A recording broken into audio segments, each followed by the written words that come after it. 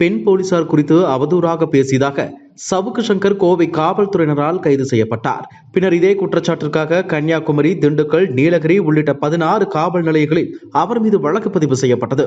இந்த 17 வழக்குகளையும் ஒன்றாக விசாரிக்கவும், ஒவ்வொரு வழக்கிற்காக ஒவ்வொரு ஊராக தன்னை அழைத்து செல்வதால் இந்த வழக்குகளுக்கு தடை விதிக்க வேண்டும் என்று அவர் சென்னை உயர் நீதிமன்றத்தில் மனு தாக்கல் செய்திருந்தார். இந்த மனு நீதிபதி ஜி ஜெயச்சந்திரன் முன்பு நேற்று விசாரணைக்கு வந்தது. அப்போது சவுக்கு சங்கர் மீது பதிவு செய்யப்பட்ட இந்த 17 வழக்குகளும் ஒரே குற்றத்திற்காக பதிவு செய்யப்பட்டதா என்பது குறித்து காவல்துறை விளக்கமளிக்க வேண்டும் எனவும், அந்த 17 வழக்குகளின் விசாரணைக்கு தடை விதிக்க முடியாது எனவும் உத்தரவிட்டார்.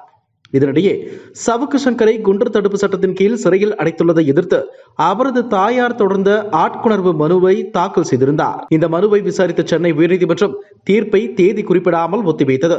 இந்நிலையில் இந்த ஆட்கொணர்வு மீதான மனுவிற்கு நீதிபதிகள் SM சுப்பிரமணியம், சிவன் ஞானம் ஆகியோர் கொண்ட டிவிஷன் பெஞ்ச் இன்று தீர்ப்பு வழங்கியது.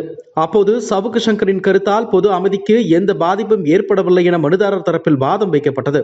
ஆனால் சவுக்கு சங்கர் தொடர்ந்து அவதூறு கருத்துக்களை தெரிவித்து வருவதை தடுக்கவே குண்டர் சட்டத்தில் அடைத்ததாக காவல்துறை வாதிட்டது.